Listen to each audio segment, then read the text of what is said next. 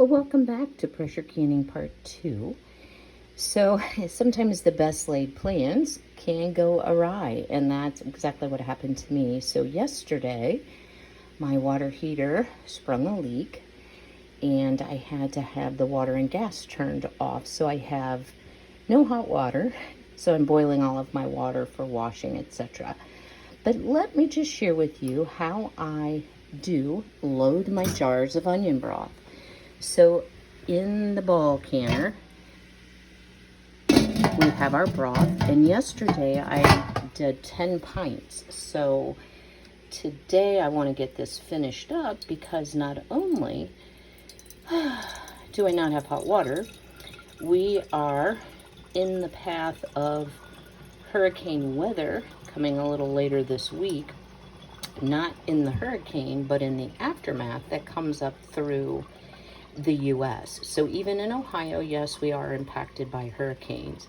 About 10 years ago, we had major hail, and I had about $40,000 damage to my roof, my siding, my windows, etc. So not only do I not have hot water, tomorrow I will not have water at all when the water heater's installed. And then I may be without power starting on Thursday. So I'm feeling the pressure and the pinch to get all of my canning done today. So I'm filling now a quart jar. You can see here, I'm going to aim for 1/2 inch head space, which is right here at the bottom band. So in my funnel, I have a piece of cheesecloth, and that's just to filter out any particles that may be in the broth because I want a nice clear broth. As far as jar preparation for pressure canning, it's exactly the same. Paper towel into vinegar, clean your edge, and then I still am a person who heats lids.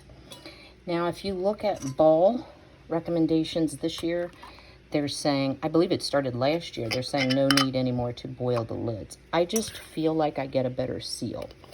So we'll put the lid, the ring, and again, just finger tight. I washed my jars in hot soapy water and sanitized them by putting them into a hot oven. So we have hot broth, hot jar, into a hot canner. So I'm going to continue to fill up the jars, and then I will bring you back to show you what you need to do to start the pressure canning process. All right, well, we have our canner loaded. I did get 6 more quarts of stock, and as you can see, the canner that I'm using today is a smaller canner. This will hold about 8 quarts. Yesterday I was able to do 10 pints. So it's very limited in size. It's certainly not a new canner. I also have a much larger All-American canner that has the pressure gauge dial that will show you exactly how many pounds of pressure you're using.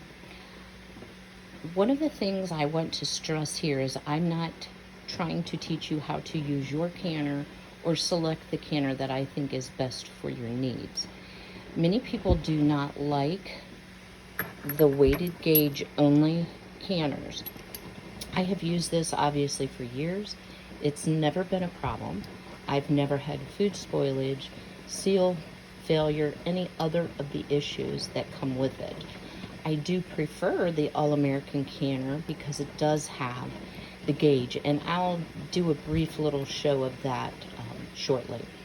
So I do have the heat here on high, and you can't really see the burner, but having a glass top stove is kind of a hindrance when you're canning. That's why I don't like using my All-American canner and loading it up, because there is a caution that it can break your glass top stove. And since I have to buy a new water heater, I don't want to buy a new range on top of it. But at any rate, what I am waiting for is for steam to come out of this vent right here. And first, the pressure valve will pop up, then the steam will come out. Whatever type canner you use, you want to fully vent the canner for 10 minutes. So you're going to get a robust stream of steam for 10 minutes. Then you will put on your weighted gauge and begin your timing. So for this particular recipe of onion broth, pints you process for 30 minutes, quarts you process for 35 minutes. So I like to have a couple quarts on hand in case I'm making a very large batch of soup, but I also like having the pints for making small batches of soup, stews. I love using it as a replacement for water in rice, in stuffing, anything that you would use a store purchased broth for. This really adds a lot of flavor. So while we wait for this to do more than just blurp a little bit of water out, I did want to show you what is left in the canner. And you can see I've got onion skins pieces pretty low here. I am going to actually strain that off, just ladle it out, strain it off, and save that in the refrigerator because I want to make some super chili. I haven't decided which I'm going to make. As far as the pieces that are left, so let me give this a stir and show you. There's not a ton of broth, and this is the plug for the spout, in case you're wondering what that is. It does get cloudy and gets more sediment as you get towards the bottom, so your canning jars won't be quite as pretty. But as far as using these leftover onions, I would say most of the flavor has been extracted. Probably won't add much flavor. I think I am going to save some of the onion just to add to super chili because it certainly can't hurt, and it may impart a little bit of flavor. So I hear the water in the canner start to boil. I don't know if you can hear it, but we still don't have our pressure valve or our steady stream of steam. So I'm going to let this process, and I will bring you back once we have finished the 35 minutes, removed it from the heat to let it sit and release pressure on its own naturally. And what will happen is this valve will drop when you remove the weighted gauge. There is no more steam coming out and the lid will open easily. So stay tuned.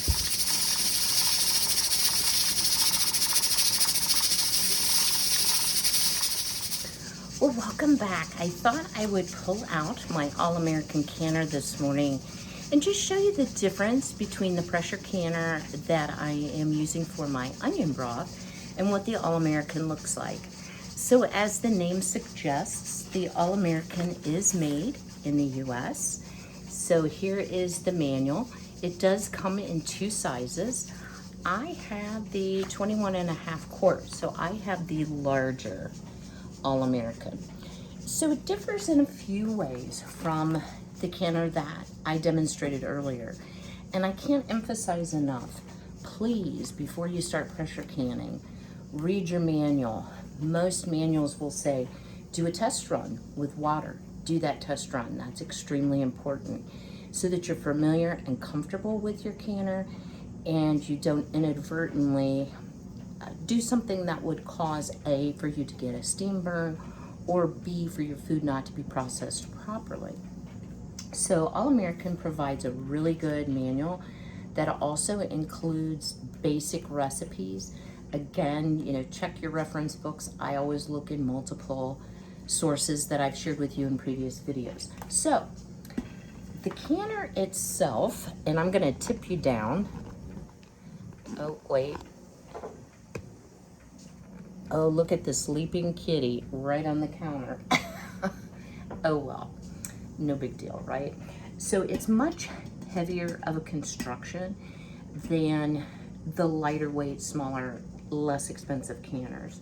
Right now, you cannot find an All-American, or I cannot find an All-American. I did a little bit of research to see, are they available? One of the places other than Amazon that I looked is Lehman's, Lehmans.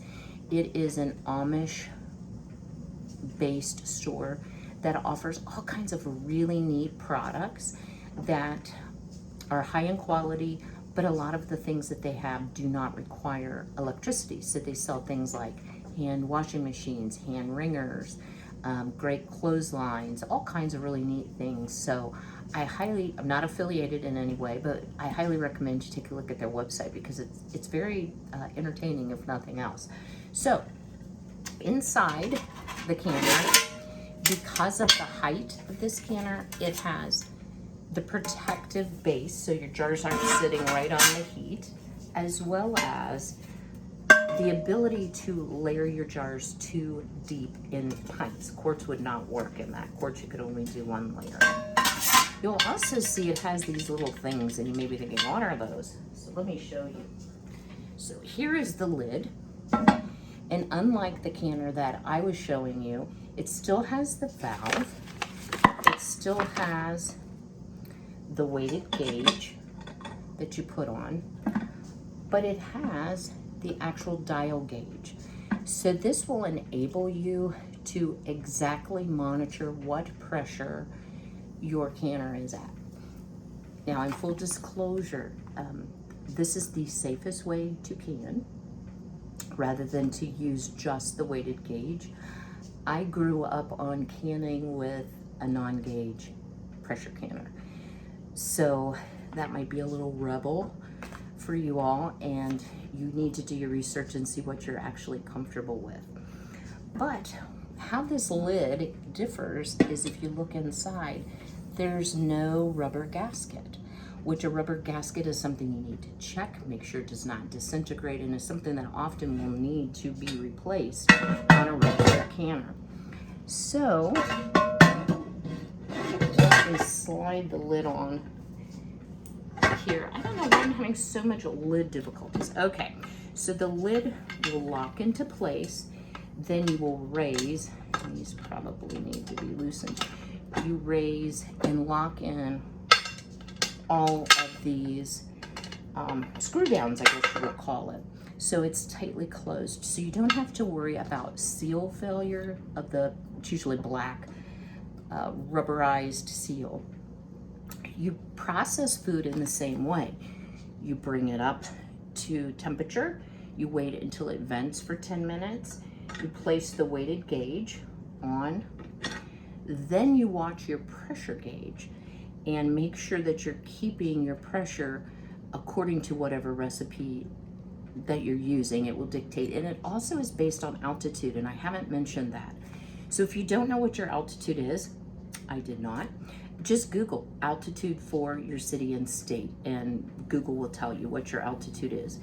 Generally, if you're 1,000 feet or below, it's one pressure. Anything above 1,000 feet on up, the pressure needs to be higher. So make sure you do check that out. So you would then keep your pressure at whatever your recipe says. Let's say, for example, 10 pounds of pressure. I would maybe let it get up to 11, try to keep it that way by adjusting your heat. If during the course of your canning, your pressure ever drops below the recommended pressure, you must bring it back up to pressure, restart your timing. So as you can well imagine, all that cooking could compromise vegetables if you're looking for preserving the texture of your vegetables. It would be best if you could keep that pressure constant. You have to learn your canner, you have to learn your stove.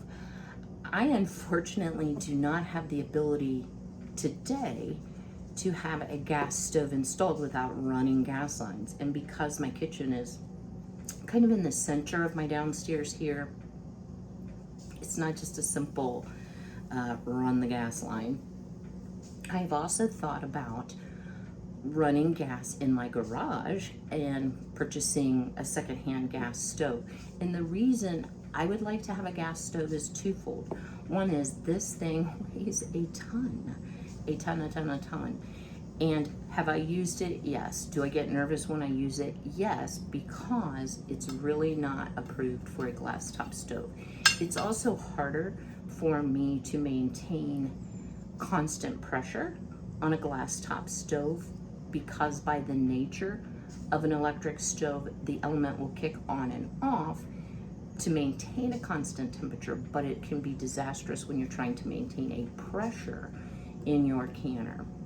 The second reason is with today's loss of, or yesterday's loss of my water heater and lack of hot water, it really prompted me to think about my plan B and my plan C, which I thought I was like uber prepared, but I'm not, because I really don't have a way, if I didn't have electricity, which I do, to have quantities of hot water.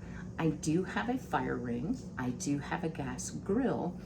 One of the things I noticed this morning is it uses the very small canisters. It's a small grill. I'm only cooking for one, so I need to kind of stock up on my gas supply in case we do have a prolonged power outage, and we've certainly had them here on multiple occasions. A year ago, May, on the day I got out of the hospital from major surgery, we had a huge tornado come through Ohio. And while I wasn't in the center where all the damage was done and businesses and homes were destroyed, I was certainly in the path of the tornado, had to go to the tornado shelter, did not have, if you want to call it a bug out bag, a bag prepared to go with. So no blankets, no water, no medication, because it was a run and go, sirens are going off, tornadoes are coming, made it in time. And when the tornado passed and I was able to come out of the tornado shelter next door, had extensive damage to the house, had no power for a significant amount of time. So I don't want to be an alarmist, but it just reminded me that we all need to be prepared because you don't know what's coming. So I am going to do a separate video on being prepared for the worst. And although we hope it never happens, the reality is it could. And 2020 has been pretty mean this year, so we've had a lot of weird things. And even though I'm in Ohio, often those Gulf hurricanes will then swing up first north and then head east and hit us. So I am going to finish my canning today while I still have water and electricity, and hope and pray that we don't lose power and that my water heater is quickly repaired tomorrow and my hot water is restored, but my water will be off tomorrow, so my water will be restored. So I will bring you back once the pressure has come down in the canner. I'm gonna flip you around here to the stove. So I had it over here on the largest glass burner. Once my 35 minutes were up, I carefully moved the canner to the other side of the stove, and I am waiting for this little valve, the steam valve, to drop.